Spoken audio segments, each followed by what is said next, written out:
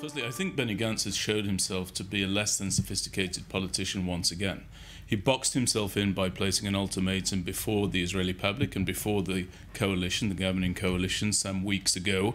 The timing is what the timing is, but there doesn't seem to be anything for him to do, especially seeing as his polling numbers seem to be reducing at this time, other than to stand by what he said he would do, which was to bolt the coalition. I don't think that he's proven himself either to be particularly assistive to the government's goals with regard to the Americans. We all remember that he went to the United States without the authority, with the express opposition of Prime Minister Netanyahu several weeks ago, and everything began really to fall apart. The theory of the case was that he ought to go because he's someone to whom the Americans can speak, as was just expressed. But everything started really to come apart at the seams thereafter. Huge pressure coming from the White House, huge pressure coming from Secretary of State Blinken. And I don't think that he's proven himself to be a potent force amid the world stage or astride the world stage whatsoever. In addition to that, I don't see what the attraction is of having an Israeli leader saying yes, but to the idea of the Palestinian Authority taking over inside the Gaza Strip. I don't think the Palestinian Authority is capable of doing so. It wouldn't be allowed to do so. The last time they were kneecapped, shot in the back of the head and thrown off buildings. I don't think that we can expect a better result on this occasion. Lastly, Prime Minister Netanyahu.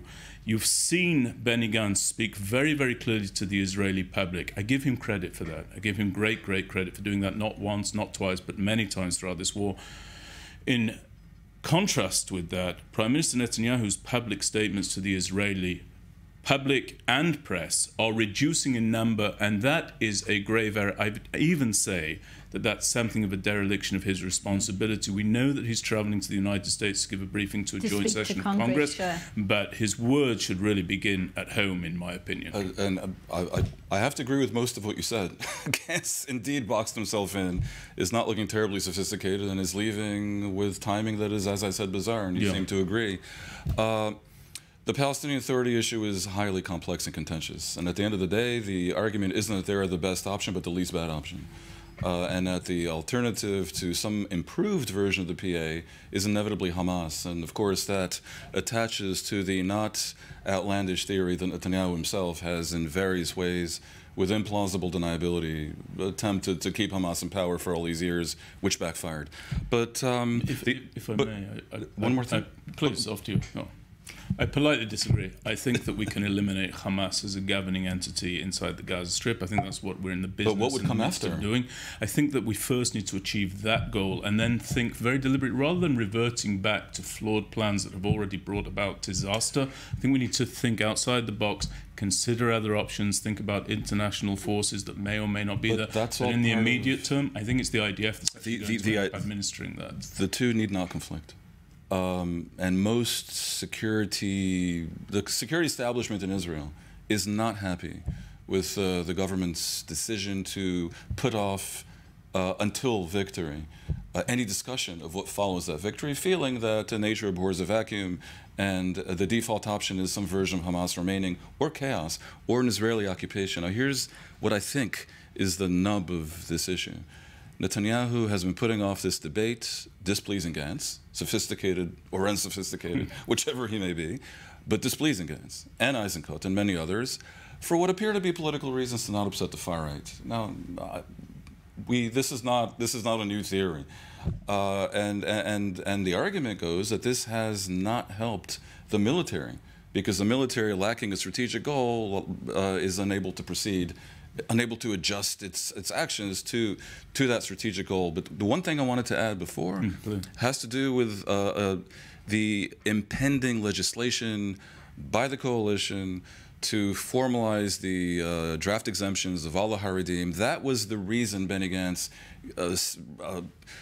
basically locked himself into this corral, because he cannot possibly, this lifelong military man, half of whose party is military men, can't tolerate this, what appears to be impending legislation that, again, is recklessly irresponsible in a way that is genuinely fascinating, because it would formalize the draft exemptions to over a quarter of Israel's 18-year-old young men, and soon to be a third. And if current birth rates persist, it'll be a majority. And how can this continue?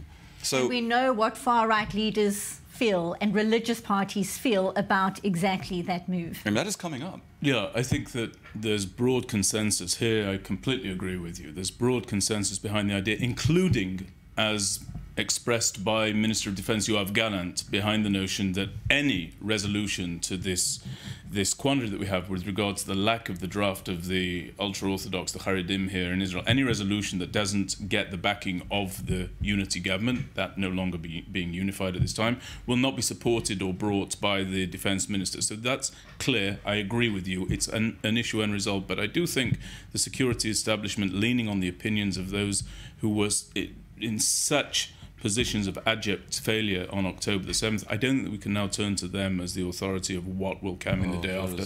By the way, also Prime Minister Netanyahu as well. I throw him into the same bucket, but I don't think that we can hang on to the idea that the security establishment are where we should turn to for answers about the day after. First, I think we have to win the war. I don't agree with the notion that Hamas is implacable. I think we can destroy them, can dismantle them, break their ability to operate as a fighting force, and then consider what may come the day after. And I'm not convinced at all that there's no discussion coming out of the government of Prime Minister Netanyahu about what the next day may look like. I think that it's just not being promoted publicly, which may make very, very good sense. Gantz and Eisenkot have clearly claimed that, and in the case of Eisenkot, in a very detailed document.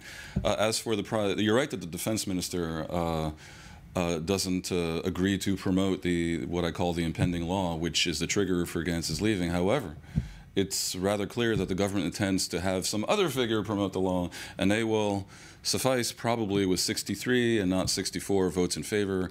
By the way, this law that we seem to agree on is so egregious.